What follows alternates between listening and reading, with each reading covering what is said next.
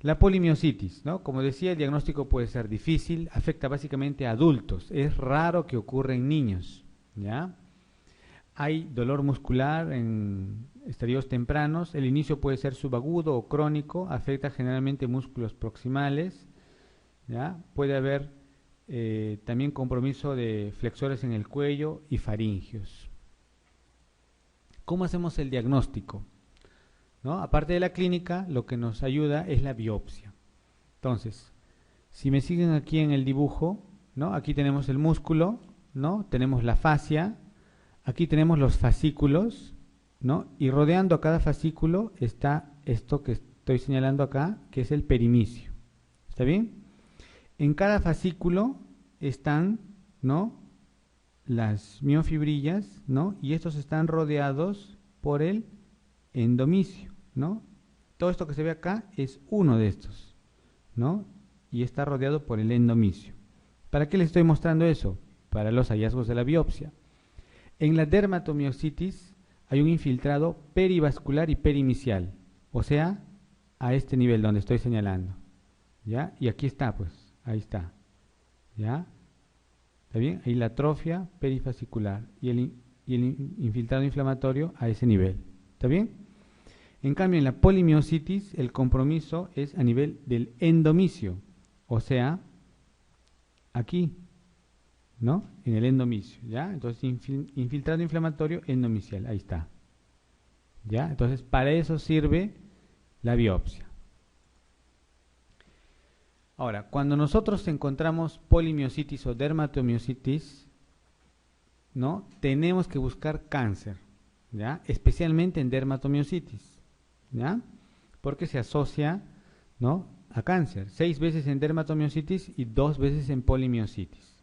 En mujeres generalmente asociado a cáncer de mama u ovario y en varones pulmón o gastrointestinal. Esa es la importancia de esto, ¿ya? Muy bien. A ver, vamos a responder las preguntas. ¿Qué dicen? Bueno, no hemos hablado de las citopatías mitocondriales, ¿no? Creo que hay un gráfico siguiente, perdón. Las miopatías mitocondriales, como su nombre lo dice, mitocondriales afectan la mitocondria. La mitocondria tiene una herencia materna en realidad, pero no es una herencia ligada al sexo, ¿ya? O sea, puede afectar a varones o a mujeres, ¿está bien? Entonces, hay órganos que tienen elevada cantidad de mitocondrias, como por ejemplo el cerebro, el músculo cardíaco, el ojo, ¿ya? Entonces, las enfermedades mitocondriales dan síntomas a ese nivel. En el cerebro pueden dar crisis epilépticas, mioclonías, ataxia, demencia, etcétera, ¿no? A nivel del músculo, debilidad muscular. A nivel del corazón, cardiomiopatías. A nivel del ojo, oftalmoplegias externas, ¿ya? Puede dar también hipoacusia, puede asociarse a infartos, puede producir degeneraciones retinianas y en la biopsia muscular, característicamente, se observa lo que se conoce como las fibras rojas rasgadas, ragged red fever, ¿ya? Eso es bastante característico, lo que estoy señalando, de las miopatías mitocondriales, ¿ya? Entonces, como ustedes ven, la sintomatología puede ser bastante variable y puede incluir diferentes órganos, ¿ya? ¿Está bien? Entonces, dice, ¿no? Las miopatías mitocondriales, ¿solo cursan con miopatía? No, porque les estoy mostrando que puede tener diferentes, ¿no?, órganos comprometidos. ¿Se heredan con carácter autosómico dominante? No, tampoco, ¿no? ¿Solo se manifiestan clínicamente las mujeres? No, puede afectar cualquiera, ¿no? Mujeres, varones. ¿Microscópicamente cursan con fibras rojas rasgadas? Sí, ¿no? Ese dibujo que les mostré. ¿Siempre cursan con crisis epilépticas? No siempre, ¿no? Pueden cursar, pero no siempre, ¿ya? Entonces la respuesta es la letra D, ¿ya? Miopatías mitocondriales. Ahora, estas son de carácter hereditario, pero hay también miopatías mitocondriales, por ejemplo, en los pacientes HIV que reciben targa, ¿no? Hacen formas de miopatía mitocondrial. O sea, puede haber también otras causas de miopatías mitocondriales, no solo hereditarias, ¿ya? ¿Cuál de las siguientes enfermedades no cursa con alteración de la motilidad ocular extrínseca? ¿Qué dicen?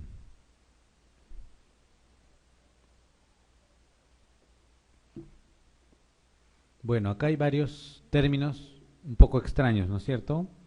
Pero sí podrían responder la pregunta, ¿eh? ¿Qué dicen?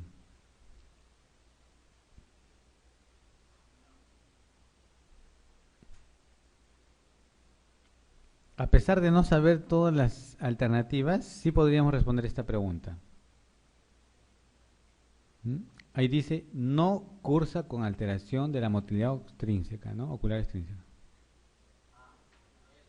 El ELA, ¿no es cierto? Miren, a pesar de no saber todo eso, sí podríamos responder la pregunta, ¿no? En el ELA no hay compromiso oculomotor, ¿no es cierto? Entonces, esa es la respuesta. Pero vamos a ver de qué se tratan esas otras enfermedades. Si vieran, bueno, sin leer esto de acá abajo, si solo viéramos la imagen, ¿qué diríamos? Parece una miastenia, ¿no es cierto? Ahí tiene tosis, ¿no? Parece una miastenia. Pero esto es una oftalmoplegia externa progresiva, ¿ya? Que se asocia a degeneración pigmentaria en la retina y bloqueo de la conducción cardíaca. Es una miopatía mitocondrial o Kearns-Sayre, ¿ya? Es una miopatía mitocondrial. Esto es por tiroides, ya lo hemos visto. Y esto, otra miastenia, podría ser, ¿no? Pero demasiado, ¿no? Demasiado caído el párpado. Esto es una oftalmoplegia externa progresiva, es decir, solo está afectado el ojo, ¿ya? O miopatía de von Grey-Fuchs, también es una miopatía mitocondrial, que solo afecta, en este caso, el ojo, ¿ya? Y recordarles esta lámina, el ELA no hay afectación de oculomotores ni de esfínteres, no se olviden de eso, ¿ya? Por eso les decía que esta pregunta sí podemos responderla, ¿no? ELA. Y las otras sí, pues, alteran la motilidad ocular extrínseca, ¿no es cierto? Siguiente. ¿Qué dicen? 17.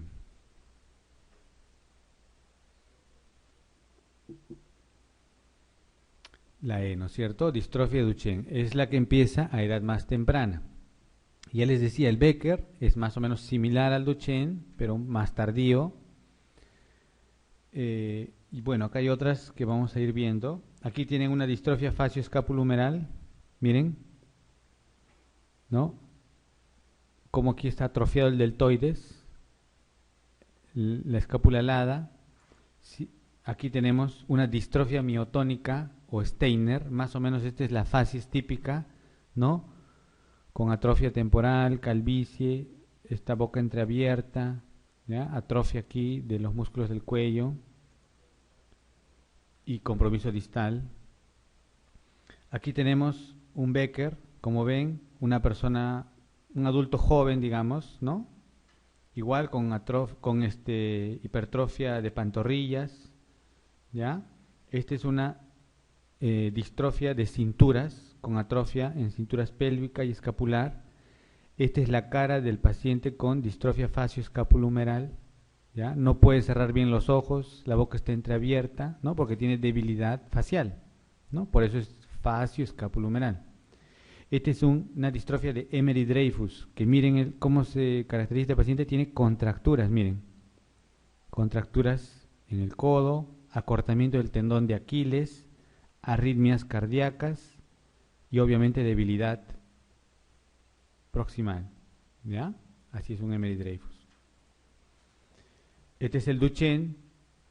Aquí, este es ¿no? La membrana del músculo con diferentes proteínas, ¿no? Cada una de estas proteínas da un tipo de distrofia. Aquí está la distrofina, ¿no? Esto es lo que ocurre en el Duchenne, esto no hay, ¿ya? Entonces se altera, pues, la membrana del muscular. Entonces la respuesta es la E, ¿no es cierto? Y ahora vamos a ver la distrofia miotónica tipo 1 o enfermedad de Steiner. Es la distrofia muscular más frecuente en el adulto. ¿Ya? Es el más frecuente en el adulto. Es de tipo autosómico dominante, habitualmente se inicia entre los 15 a 35 años y se caracteriza por miotonía. ¿Saben qué es la miotonía? Había seguro que no ha salido tampoco está bueno. La miotonía es un fenómeno por el cual la relajación del músculo está alterado. Entonces ustedes agarran el martillo y golpean, por ejemplo, la región tenar, ¿no? Y normalmente no pasa nada, ¿no? Pero en este paciente ustedes percuten la región tenar y el paciente hace así una especie de contracción suave, ¿no? Lenta. Esa es la miotonía. Otra forma de ver la miotonía, ustedes le dicen, por ejemplo, que agarre un vaso, una botella, ¿no? Y le dicen, suéltelo. Y el paciente no puede soltar, ¿no? Entonces empieza a abrir lentamente la mano, ¿no?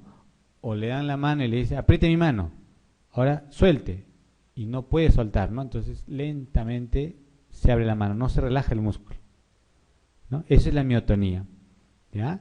Normalmente lo buscamos en la mano porque es fácil. Se puede hacer también en la lengua, ¿ya? Se puede buscar en varios sitios la miotonía. Bueno, además en el Steiner tenemos debilidad y atrofia en músculos de la cara, la masticación, cuello, antebrazos, extensores de los pies. El paciente presenta cierta tosis palpebral, una boca así entreabierta, una voz gangosa, calvicie, cataratas. Aquí se veía eso, ¿no? Percutiendo con el martillo. No. Ese es aquí estamos percutiendo en la región tenar. Tenar. Tinel es en la muñeca, ¿no? Ahí está, ¿no? La calvicie, las cataratas. Es la facies así del paciente con Steiner, ¿no? Entonces, inicialmente hay debilidad leve a predominio distal.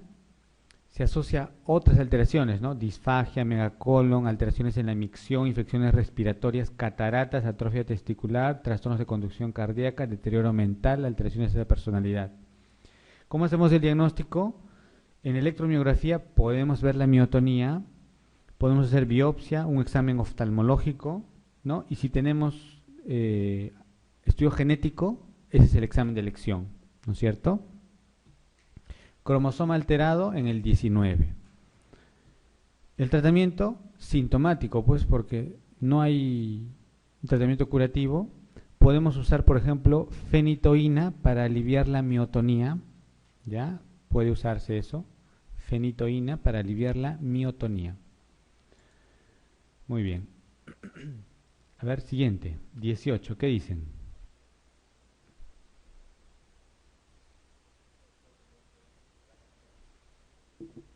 Así es, placa motora o unión neuromuscular se refiere a lo mismo, ¿no es cierto? Respuesta es la C. ¿Perdón? Postsináptico en el caso de miastenia, así es. 19. ¿Qué es lo correcto sobre miastenia gravis? Así es, ¿no? Existe fatigabilidad. Eso es la característica de la miastenia.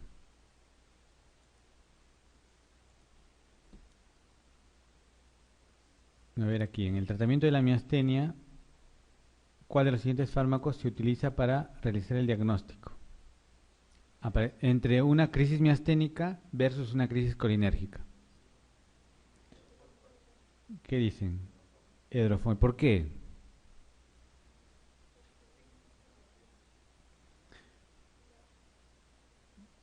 ¿Por qué se produce una crisis colinérgica en un paciente con miastenia? Por exceso de pirostigmina, ¿no es cierto? Y una crisis miasténica es, en todo caso, por falta de pirostigmina, ¿no es cierto? O por alguna enfermedad que ha asociada que esté desencadenando la crisis. Entonces, si nosotros le ponemos Tensilon y está en una crisis miasténica, ¿qué va a pasar? Va a mejorar, ¿no es cierto? Porque estamos diciendo que falta anticolinesterásico, ¿no? Entonces el paciente va a mejorar aunque de forma transitoria.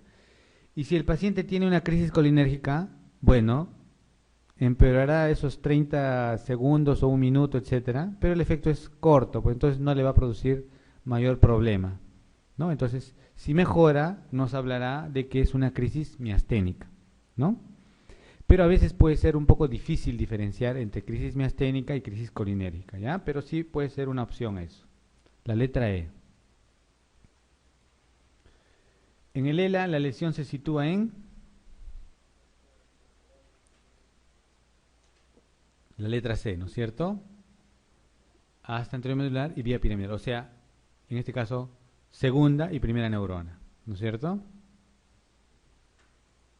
Ahí está, para que no se olviden, ¿no? Primera neurona, segunda neurona. El ELA es compromiso de ambas, ¿no? Si solo se afecta la primera neurona, ¿qué cosa es? Esclerosis lateral primaria. Y si solo se afecta la segunda neurona, atrofia espinal muscular, ¿no es cierto? Está bien. Entonces, la letra C. ¿Cuál de los fármacos está contraindicado en miastenia?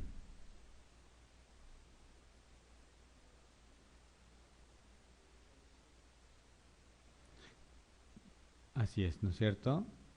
Los aminoglucósidos están, claro, contraindicados en miastenia, ¿no? Tenemos que tener cuidado en un paciente con miastenia. ¿Le daremos alprazolam o clonazepam? No, ¿no es cierto? Los sedantes están contraindicados. Entonces aquí tienen algunos fármacos, ¿no? Antibióticos, los aminoglucósidos, ¿no? Contraindicados. Antiarrítmicos, tipo quinina, quinidina, procainamida, lidocaína, ¿no? Están contraindicados. Drogas que afectan canales iónicos tipo cloroquina, fenitoína, también contraindicados. Obviamente, pues, agentes bloqueadores neuromusculares, totalmente contraindicados, ¿no? Claro, prohibido, ¿no es cierto? Ya. Entonces, la letra B. Acetioprina está indicado más bien, ¿no es cierto?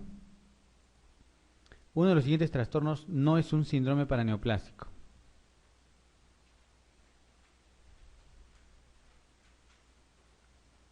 Bueno, vamos a ver algo de los síndromes paraneoplásicos, ¿no?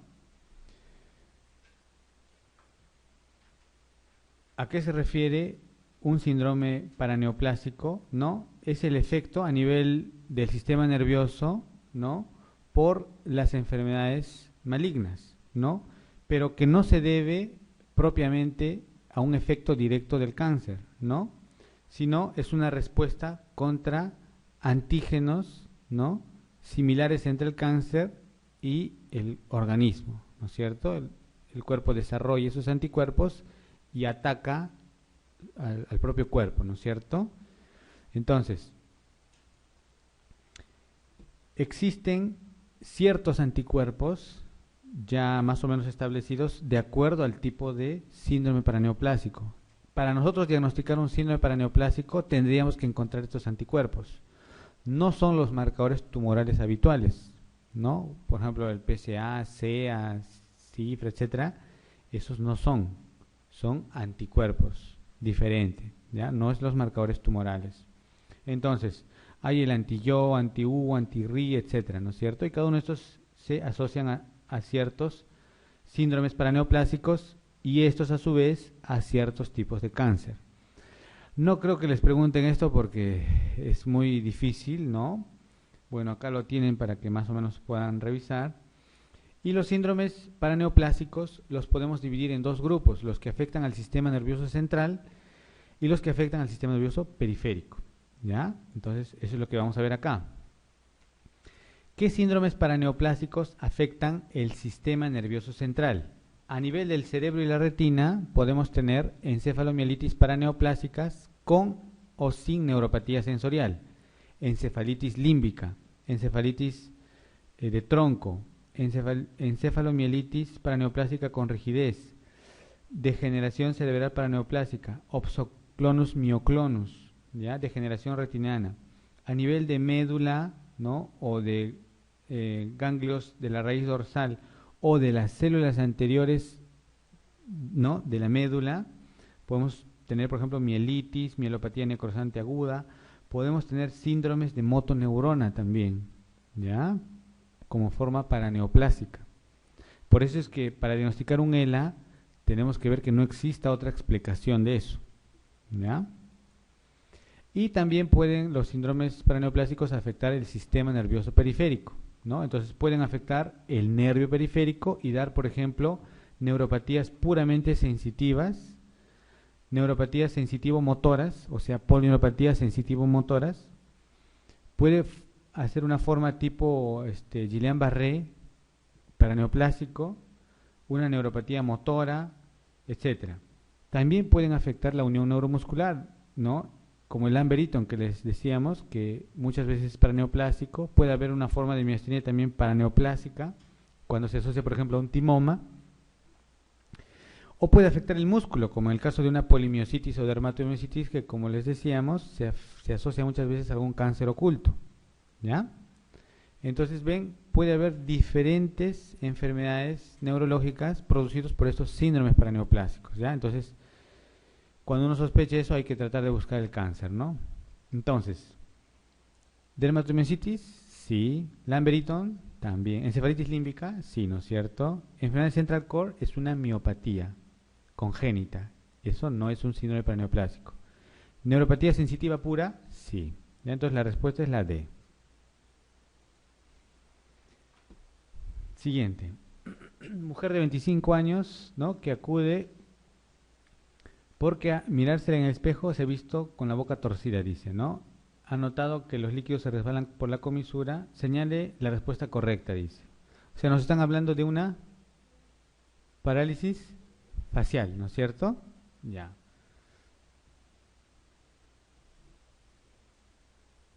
¿El comienzo súbito nos orienta a una parálisis facial distinta a la de Bell? No, pues, ¿no es cierto? Justamente el comienzo súbito orienta hacia una parálisis de Bell, ¿no es cierto? La ausencia o disminución del reflejo palpebral es un dato diagnóstico para diferenciar parálisis de origen periférico de las de origen central. ¿A qué se refiere eso? ¿Lo entienden? Las parálisis periféricas afectan ¿qué parte de la cara? Todo, ¿no es cierto? Frente y parte inferior. Eso es periférico.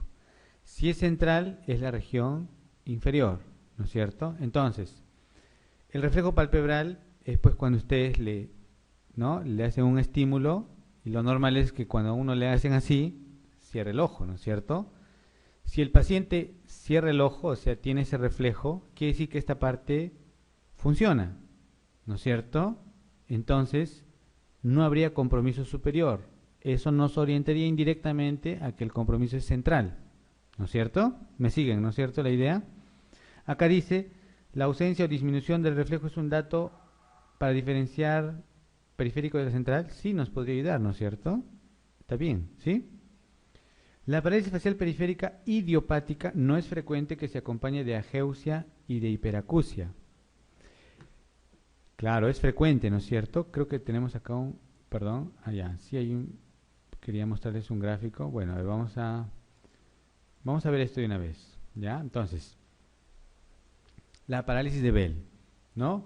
Es muy frecuente, afecta más o menos 20 a 30 casos por 100.000, ¿no es cierto? La mayoría de veces es unilateral, pero puede ser también bilateral, ¿ya? Igual afecta a varones o mujeres y el promedio es a los 40 años. Entonces, para evaluar esto, hacemos dos cosas, que cierre los ojos y que muestre los dientes. Si cierra los ojos, quiere decir que esa parte está bien, ¿no es cierto? Entonces, no sería periférico. Si muestra los dientes, evaluamos la parte inferior, ¿no? Entonces, de esa forma evaluamos la parálisis facial, ¿no? Entonces, ahí está. ¿Este es central o periférico?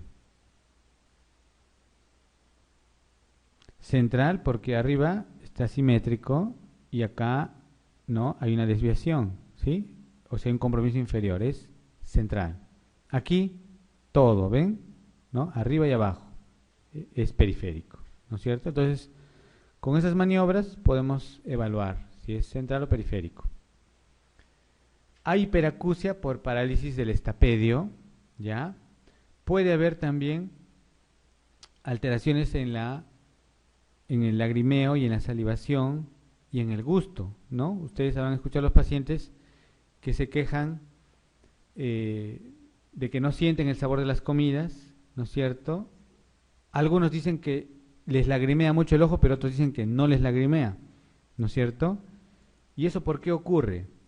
Porque aquí tenemos un componente que es la parte motora del séptimo, miren aquí donde estoy señalando la parte motora, pero hay otra parte que depende de estos núcleos, ¿no? El núcleo salivatorio superior, el núcleo solitario. Entonces estos, ¿no?, vienen por acá y aquí está el ganglio geniculado. Si la lesión es antes del ganglio geniculado, o sea, por acá, ¿no?, se van a afectar todas esas fibras. Entonces el paciente, ¿no?, va a tener alteración en la glándula lagrimal y alteración en el gusto y en lo que son las glándulas salivales. Es por eso.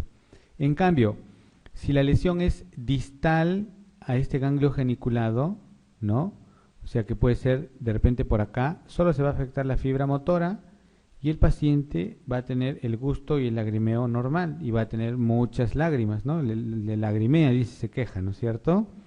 Pero es mejor que le lagrimee, pues, ¿no? Porque significa que la lesión es más distal, ¿no? ¿Está bien? Entonces,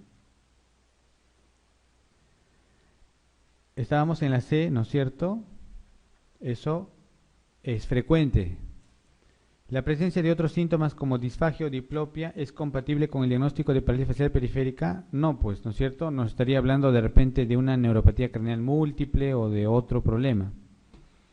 En este, como en todos los casos de parálisis facial, está indicada la electromiografía. ¿Qué dicen? No necesariamente, porque si la parálisis es leve, el paciente se va a recuperar rápidamente. Entonces, clínicamente podemos decir que es un compromiso leve y no necesita electromiografía. En cambio, cuando no se recupera, sí está indicado la electromiografía para ver qué severidad de lesión tiene y para valorar su pronóstico. ¿Ya? Séptimo. Ajá. Entonces, la respuesta es la letra B.